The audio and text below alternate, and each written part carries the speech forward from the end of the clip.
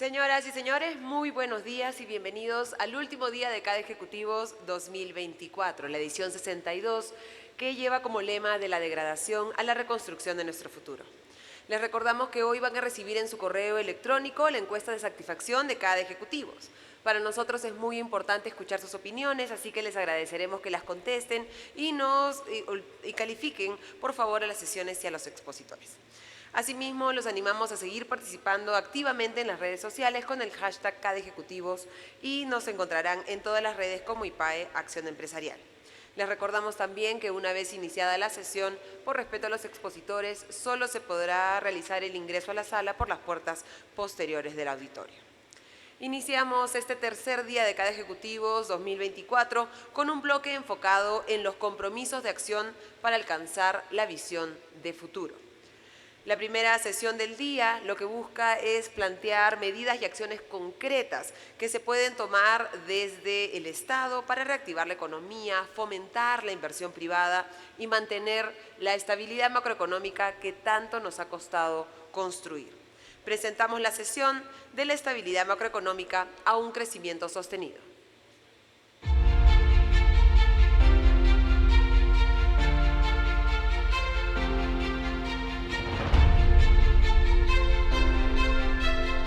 Nos acompañan en este primer bloque Julio Velarde, presidente del Banco Central de Reserva del Perú, y a Fernando Carvalho, periodista de Radio Programas del Perú, para quienes les pido un aplauso, por favor.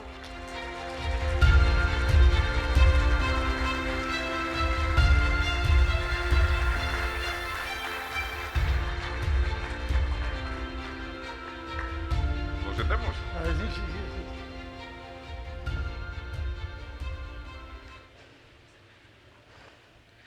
Muy buenos días, gracias por estar acá y gracias muy especiales al doctor Julio Velarde, como ha sido recordado, presidente del Banco Central de Reserva y una de las pocas voces autorizadas en nuestro país en donde la unanimidad se ha ido construyendo poco a poco y de una manera sólida desde hace 18 años, el garante de la estabilidad monetaria de nuestro país y sin duda gracias a él es una de las fortalezas de nuestra economía y una de las enseñanzas de nuestra sociedad. En efecto, estamos viviendo en el periodo más largo de estabilidad monetaria de nuestra historia y cuando ha habido turbulencias como las recientes con la inflación, se han sabido tomar las medidas adecuadas para reducirla en el mejor plazo posible, de manera que estoy seguro que todos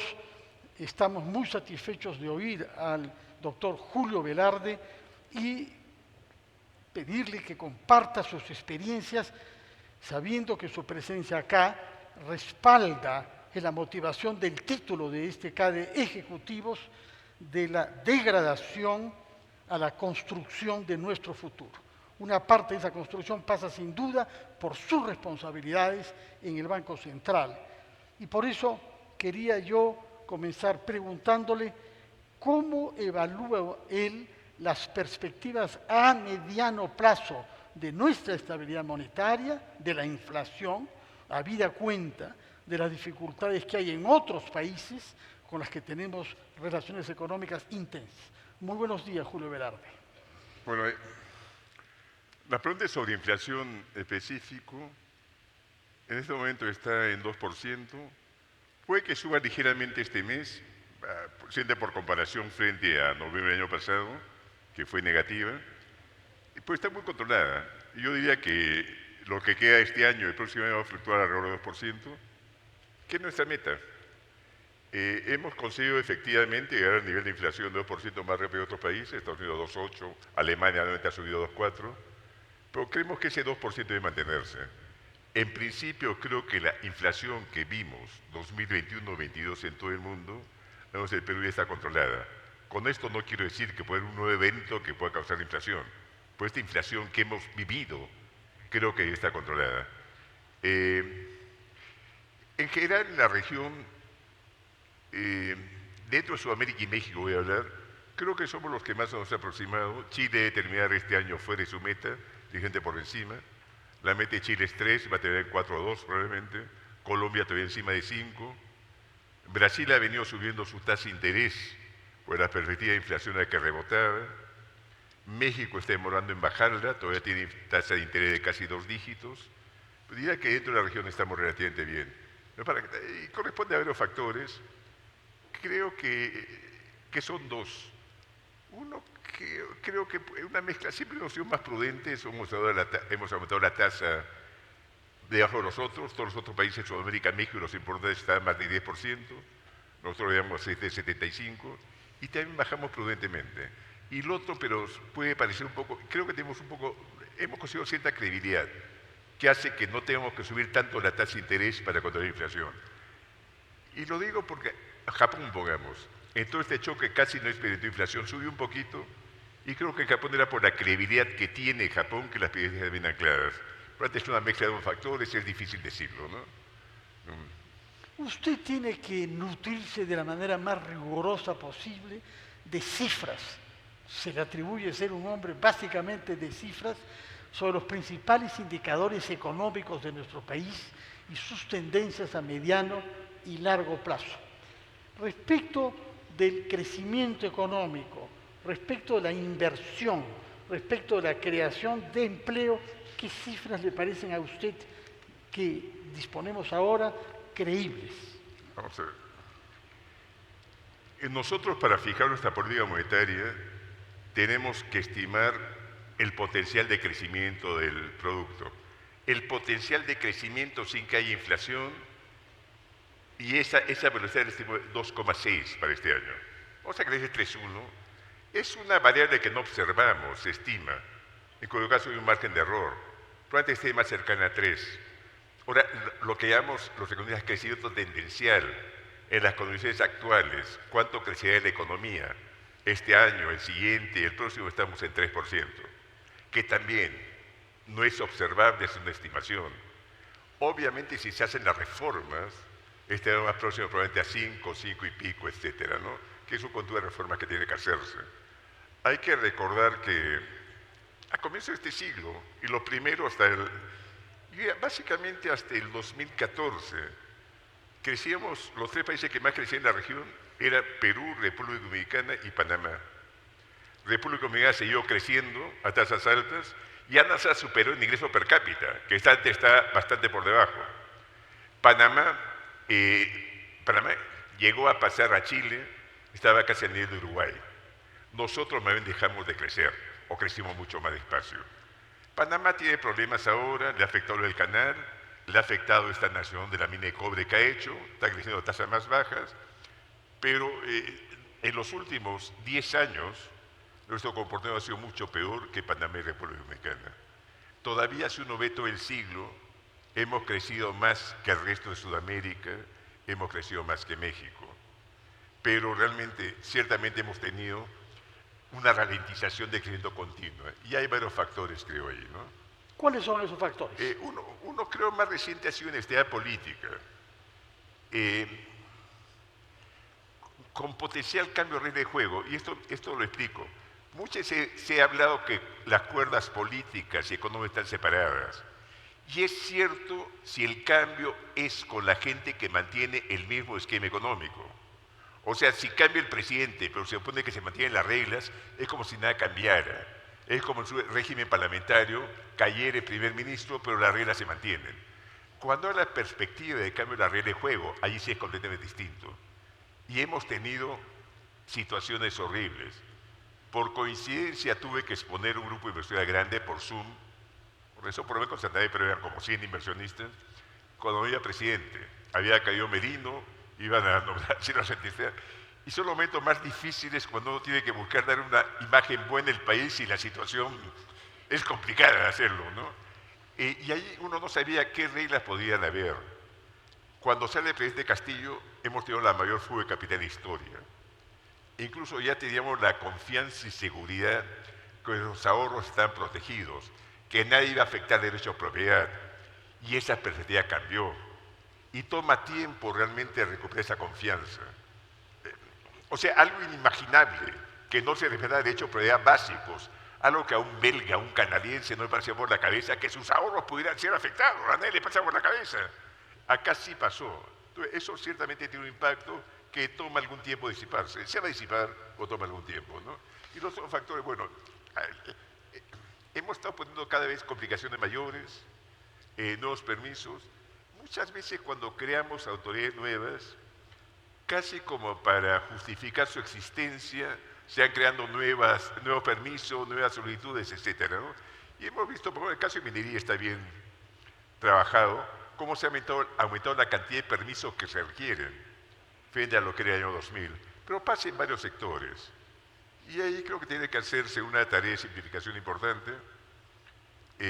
Uno bastante amigo que fue presidente del Banco Central Argentino estuvo trabajando hace 2 años, antes que entre mi ley, inclusive con un equipo de 100 personas, viendo qué normas simplificar, qué normas cambiar, y creo que está haciendo una gran labor. Ahora, tratando de simplificar un montón de regulación argentina. Su visión, en este caso, disculpe me extienda, era que no se podía controlar el déficit si no eliminamos todas estas regulaciones y normas que favorecían a los sectores que presionaban por más gasto o menos impuestos. Y de ahí nace toda la idea de simplificar.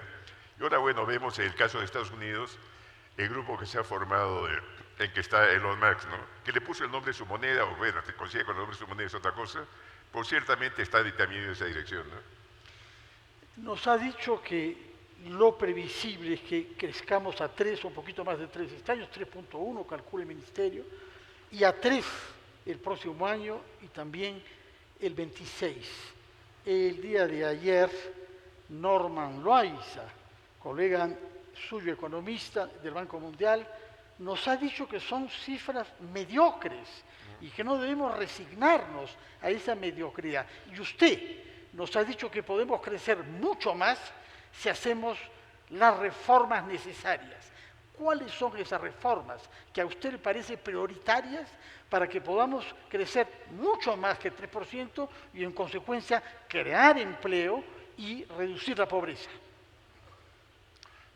Hay algunas más profundas. Normalmente se mencionó a Sokolov. Sokolov no solo son instituciones, sino las condiciones iniciales de un país. O sea, partimos de un nivel de educación más bajo frente a lo que había en Estados Unidos. No es sorprendente también el resultado. Pero yo diría reformas en casi todos los campos. Se va a tratar ahora la parte política, creo que sesiones posteriores de meter a eso, pues no podemos mantener esta inestabilidad. Con la percepción de inestabilidad fuera es mayor que la que existe en el país. Ya casi patética, o sea, nos ven como que podemos sacar presidentes en cualquier momento, etcétera, que es una imagen bastante negativa. Van a hablar del Poder Judicial también, creo que es indispensable. Sin un Poder Judicial confiable, predecible, obviamente hay más dificultades para la inversión. O sea, parte de previsibilidad de todo esto, incluso tributaria. Debemos tener realmente, hay varias empresas, no voy a meter a defenderlas, pero que honestamente han tomado una decisión y después le caen con las tributarias. Sí, debemos tener un marco bastante más predecible en muchos aspectos. Voy yendo al fondo y rápidamente. En la parte de fiscal pública, calidad de la inversión. Si no tenemos calidad de la inversión, obviamente todo el gasto que hacemos cada vez rinde menos frutos.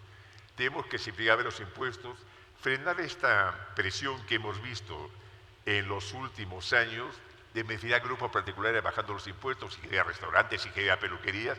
Eso obviamente está mal, porque estimula que en vez de que uno dedique los esfuerzos a bajar costos, a aumentar productividad, es más rentable hacer el esfuerzo de Congreso para que baje también el IGB de mi compañía, de mi actividad, etcétera, ¿no?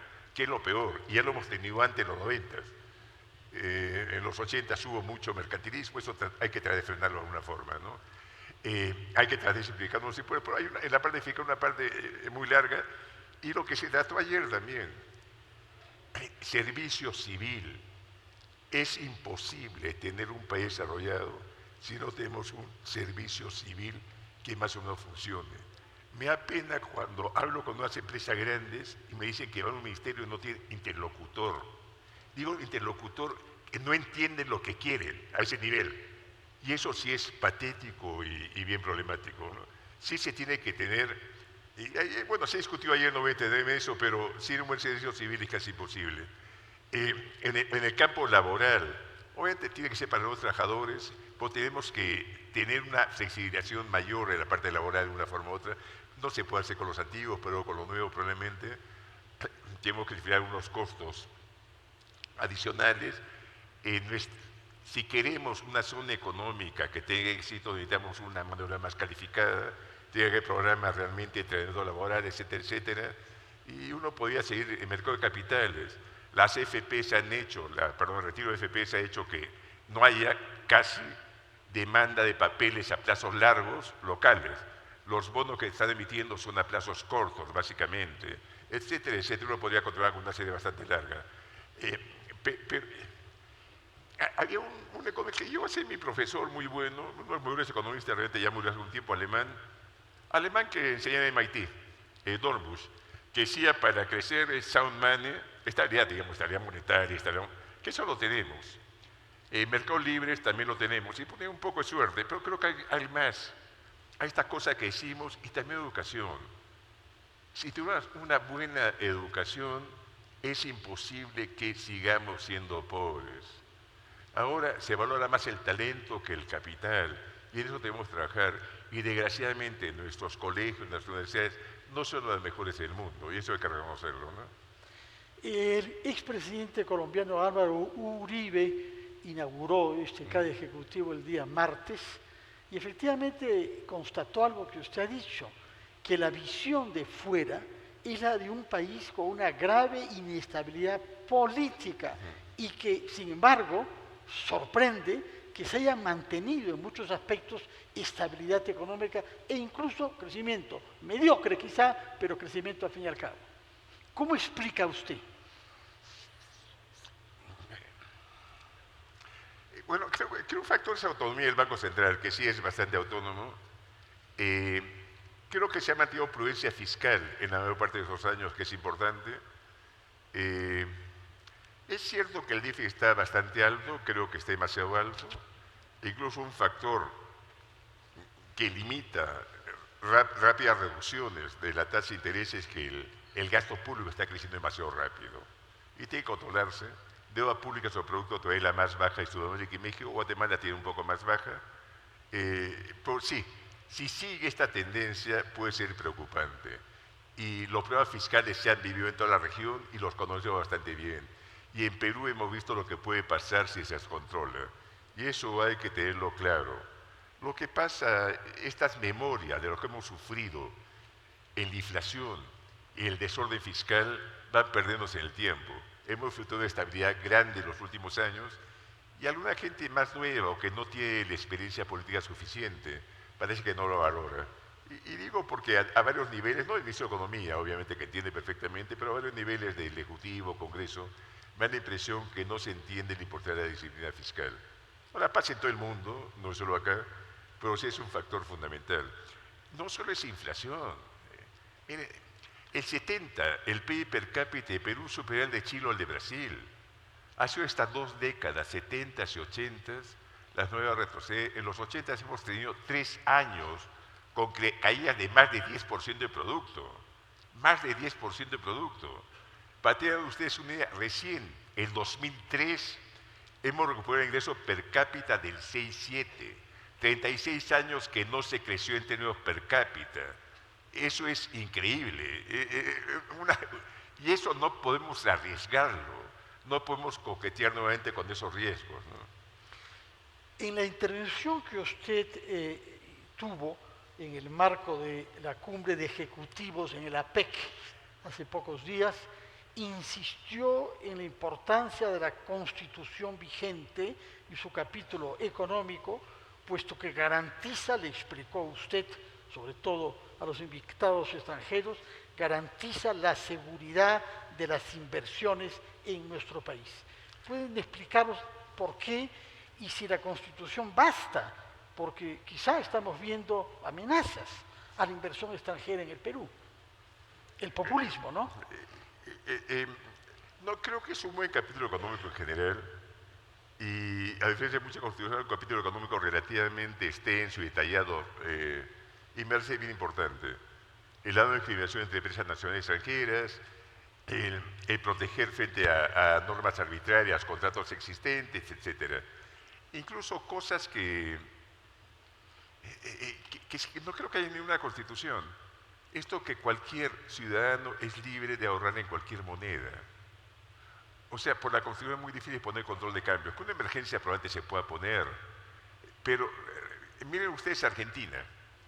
Macri pierde la primaria 2019.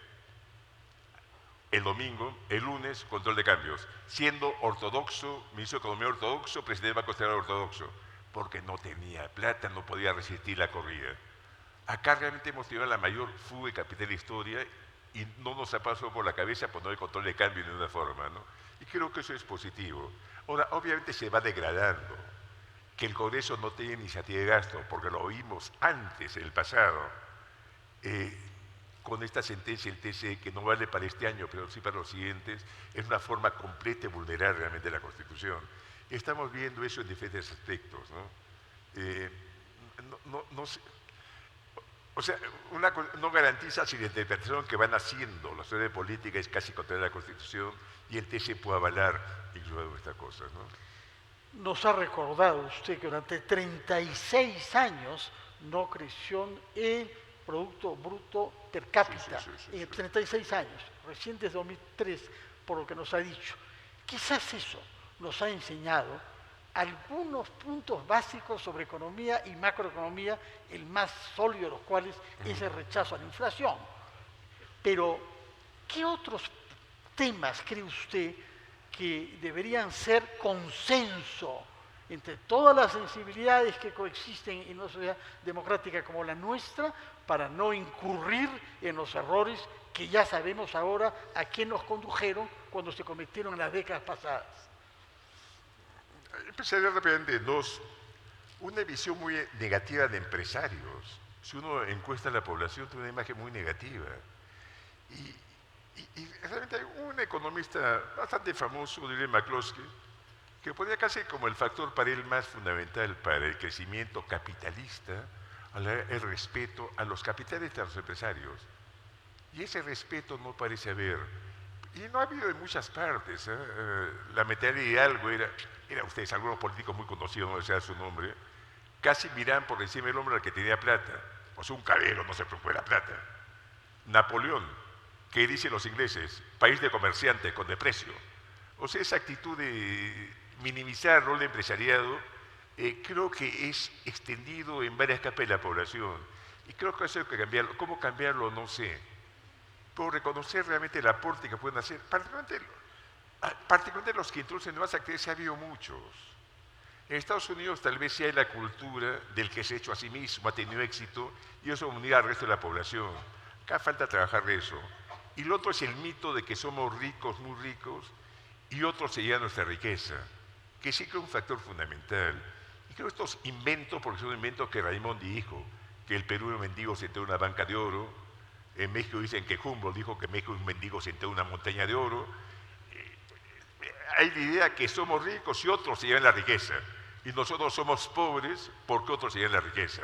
Que son mitos completamente, pero permean gran parte de la opinión pública. Y van a partir de las elecciones. Castillo, en gran medida, somos pobres porque otros se llevan la riqueza. Eso hay que cambiarlo, no sé cómo hacerlo, es un trabajo de educación, pero sí afecta el crecimiento, afecta perspectivas, hace que opciones radicales puedan tener más posibilidades elegidas, etcétera, ¿no? Este CADE Ejecutivos ha puesto un énfasis en la presencia de empresarios de las regiones y es la CONFIEP que ha coordinado con cámaras regionales. El día de ayer hemos escuchado a autoridades de Arequipa, algunos proyectos importantes que no llegan a salir, sabemos, pero la región está en recesión, pese a la riqueza que tiene, sus recursos mineros, sus recursos pesqueros, agrícolas, turísticos, etc. ¿Cuánto daño nos hace el centralismo? Se lo pregunto tanto más que he tenido ocasión de conocer a la representante del Banco Central aquí en Arequipa, y yo sé que ha habido una voluntad de su parte que el banco reciba hasta su cabeza los insumos de lo que pasa en nuestras regiones.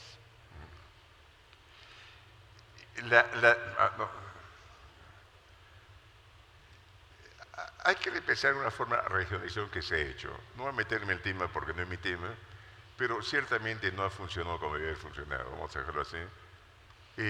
Yo creo que debe descentralizarse, no sé el esquema de regionalización es mejor. Chile es un mayoría descentralizado, o sea, uno ve en Estados Unidos, que es un país obviamente dividido en estados, pero veo oficinas federales en todas partes.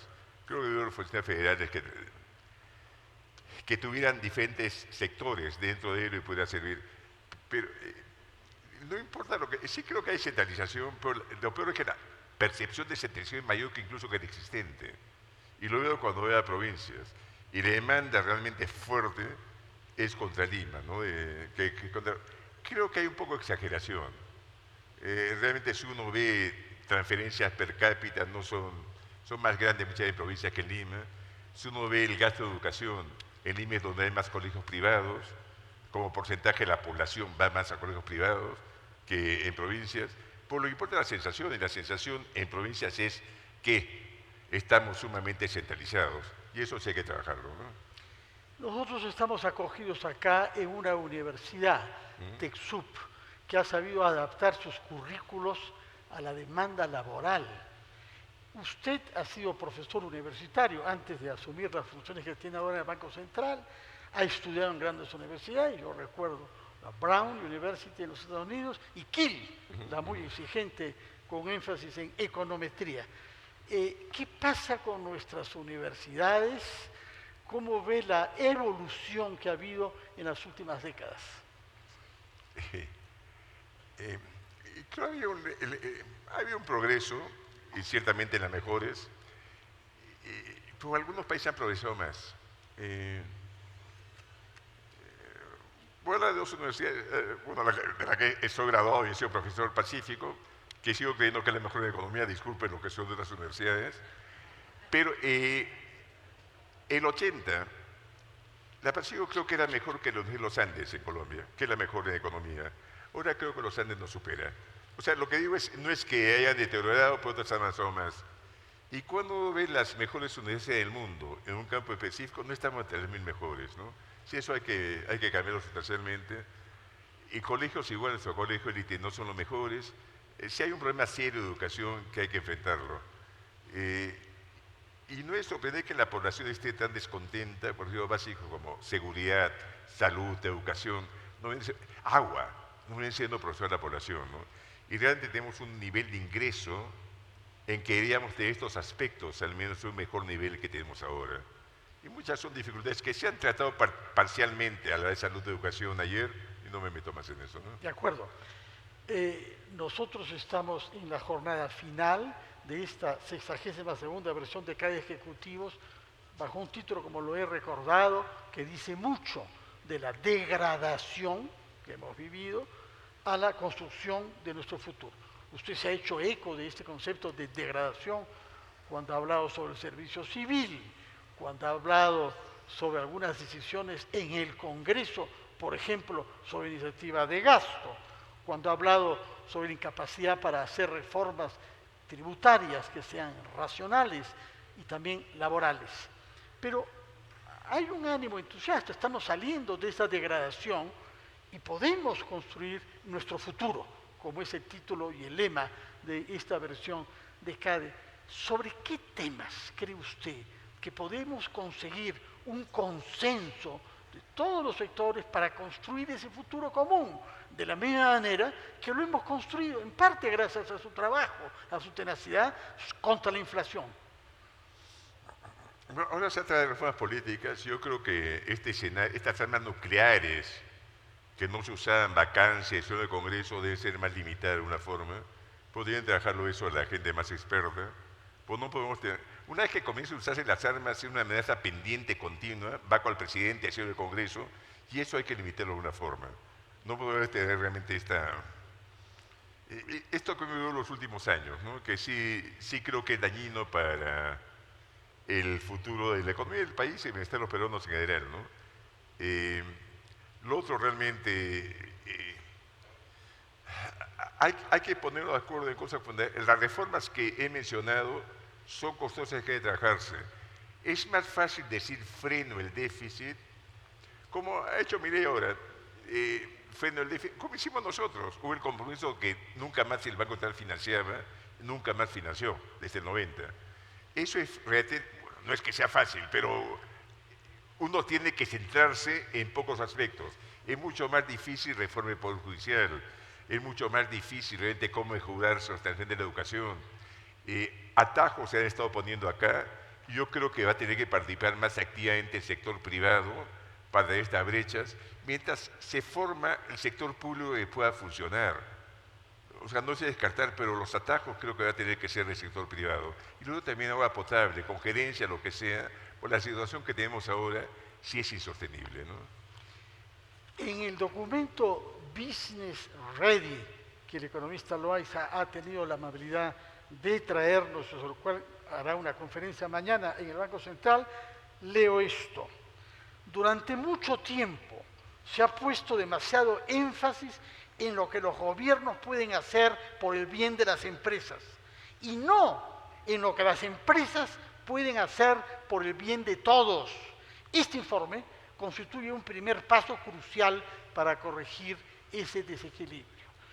Este énfasis escaso en lo que las empresas pueden hacer por el bien de todos corresponde a esa mirada hostil contra la empresa y los empresarios que usted constata en el Perú. Sí, yo creo que no se reconoce los que han hecho el Perú a lo largo de 200 años, ni clase política, somos un país sin historia. Realmente un muchacho norteamericano francés sabe qué ha pasado en los últimos 200 años, acá no tiene ni una idea, ¿no? Alima de todos los presidentes corruptos, etc., una cosa. Y tanto en política hemos tenido algunos buenos presidentes, y creo que la mayor parte de presidentes ha sido relativamente honesto. Lo menciono en una charla hace poco, Felipe de Ceballos, pues el libro de Quirós, que influenció mucho, él va a ser una crónica que denuncia corrupción. Cuando uno lee Basadre y ve que Piero se inclina y tiene un parche atrás del pantalón, uno nota que es exagerado ese nivel de... Pero igual con empresarios. Richard Webb tenía planteado hacer una historia de estos que en 1840, 1870 introducen una nueva actividad y hace crecer el país. Acá creo, no estuve para toda la charla de Elmer, porque realmente después de la guerra con Chile, la sensación que había en el país, y esto me botó de la Puente Candamo, que ya murió, era que éramos un país casi inviable y seguimos adelante. Y vivimos una época donde se fundó la Bolsa de Valores, Cámara de Comercio, etc. Pero estos empresarios que han comenzado una nueva actividad no se les reconoce. Hablar de políticos, se debe meter uno, político empresario. Guimoye, ministro de Odría, un tipo que se halla huérfano a los 14 años, comienza a trabajar de origen muy humilde, comienza a trabajar en una bodega, comienza a hacer un poco de ahorros, comienza después a trabajar en un bar en Ica, escuchar a los boneros, comienza a comprar un poco de tierras y se convierte en un propietario de una cantidad de hectáreas rendidas importante y rico. Los hacendados iqueños lo quieren nombrar como senador. El senador después ministro de Economía de Odría. Y el tipo vende todo para meterse a invertir en la selva. Y en Bagua comenzó a construir realmente una actividad importante. Fue expropiado por la reforma agraria y después a los 90 años iba un colectivo a buscar que le paguen la deuda agraria. Lo cuento, este era político y empresario. Pues han sido muchos que han comenzado una actividad. Y eso no se le reconoce. Y debemos impulsar más bien todos estos que busquen una nueva forma de hacer dinero en el país con una actividad que también promueve empleo. Y eso es sumamente importante. Los nuevos que aparecen en sectores que no nos imaginábamos. Conversaba, los chilenos me decían, felizmente usted no producir cerezas, pues no hay clima. Felizmente en Arequipa se pueden producir cerezas. Y si parte de las tierras, no, da el clima, el resto del país en la costa no da. Y cerezas, el potencial podría ser hasta de $3.000 millones de exportaciones. No, lo que hay un montón de sectores que aparecen, no voy a mencionar porque hay gente viva, hay muchos de los que conocemos que se han ido a un sector, lo expandido, etc. Y más de esa gente necesitamos. Casi los visionarios, los que tienen una nueva actividad, un nuevo cultivo. El milagro que hemos tenido en la exportación es una cosa sorprendente. Y los primeros han sido pioneros realmente, ¿no? Eso en varios campos, no me voy a meter. Y eso debemos impulsar. O sea, necesitamos estos empresarios qué hace la sociedad de empresarios que sean más responsables, ¿no? Y que también comuniquen de una forma u otra, ¿no? Una pregunta penúltima, porque ya veo que me están mirando con una mirada severa porque hemos excedido el tiempo. Usted es un funcionario público, al fin y al cabo, y ejerce la presidencia del banco desde hace 18, estuvo más años antes, y nunca ha habido una queja por corrupción. Y el Banco Central es la institución pública con más prestigio en el país. Es decir, sí se puede gestionar una institución pública con meritocracia, garantizando la formación de los empleados y su promoción. ¿Cuál es el secreto? Sí, creo que no me imagino corrupción, puede ser a nivel muy pequeño, alguien que diga que ha comido algo más en un viaje, ese tipo de cosas es muy difícil controlar, ¿no? Eso pasa en todas las empresas del mundo, eso es muy difícil de controlar. Y los casos que hemos detectado han sido un nivel muy bajo. Un guachimán que quería cobrar por una cola, ese tipo de cosas, ¿no? Creo, si uno busca captar a gente buena, esa gente buena también es sus pares. Le preocupa realmente lo que pudieran pensar sus pares, y creo que eso difiere la corrupción. Y sí, creo que somos bastante burocráticos. El curso del Banco Central lo hemos cursado hace más de 50 años, de economía y de finanzas hace 16. Y todavía captamos realmente a los primeros en las mejores universidades. El último entró era el primero de la Universidad del Pacífico. Todavía captaba a gente bastante buena. Que algunos después salgan del banco, etcétera, eso es cierto, ¿no? Acá me encontré con uno de mis alumnos que está en el banco, que sí, lo mandamos a estudiar a Harvard, después ya renunció al banco, prefirió renunciar. Pero tenemos dos en MIT ahora estudiando, o sea, gente bastante buena realmente.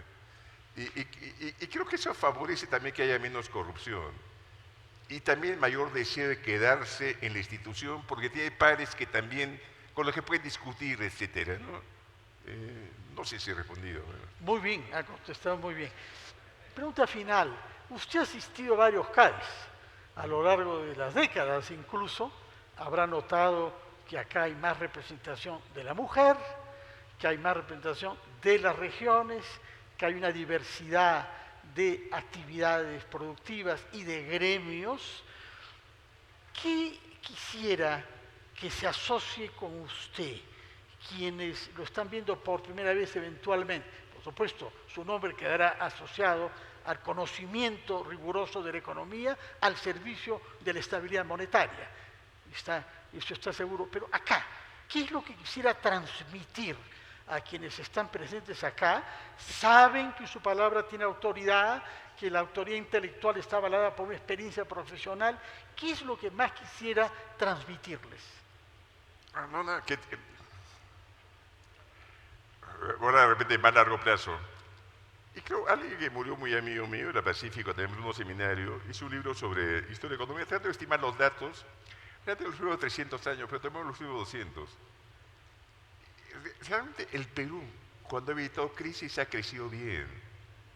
Y lo que nos ha jalado el crecimiento ha sido esta grande crisis. Independencia, 30 años de retroceso. No por la independencia, sino la guerra, los caudillos que se disputaban continuamente, etcétera, la caída de población. Y la guerra con Chile, un retroceso enorme, la Gran Depresión, que eso afectó a todo el mundo realmente, y los 80s, estas caídas sucesivas. Algunas cosas no podemos controlarlas, podemos buscar mantener la estabilidad. La estabilidad es sumamente importante. Y digo incluso crisis financieras, y ha ido prudencia. Muchas veces, cuando hemos tenido cambiariamente, que me han criticado, ha sido porque estamos pensando que si se apreciara mucho el sol, podría haber una crisis a futuro. Y lo voy a poner rápidamente. 2007, 2008 o después inclusive, crecía mucho. La propiedad inmobiliaria en soles crecía, digamos, 20-25%. Si nos apreció 25 más, era al que traía doble ganaba 50. O sea, traía más capitales que si hubiera apreciado mucho más. Y después hubiéramos tenido una corrección enorme. O sea, evitar crisis bancarias financieras, o sea, procurar no solo el ciclo económico, sino el ciclo crediticio fundamental. O sea, después lo que ha hecho de Bruno, hemos crecido bien cuando ha habido crisis, a toda costa hay que buscar evitar estas crisis que nos tiran hacia abajo. Perú sin esas crisis, en los últimos, bueno, el libro de Bruno Yeste hace unos años, crecimos 2.9 en promedio. Francia creció 1.9, Reino Unido creció 1.9, Alemania 2 y pico, no recuerdo bien. Es decir, tenemos la capacidad para crecer a tasas altas y a largas, si manejamos bien las cosas, podemos crecer 5, 7, y vamos a acercarnos a los países más desarrollados por si evitamos crisis. Cualquier crisis nuevamente nos tira hacia abajo, nuevamente, ¿no? Y eso es terrible, ¿no? Julio Velarde, muchísimas gracias Por por favor. estar acá y porque su presencia signifique un respaldo a esta voluntad de dejar atrás la degradación de las instituciones, de la moral pública, de los resultados económicos y construir juntos un futuro común. Muchísimas gracias por su Gracias, presencia y muy buenos días. Muchas gracias. Toma foto,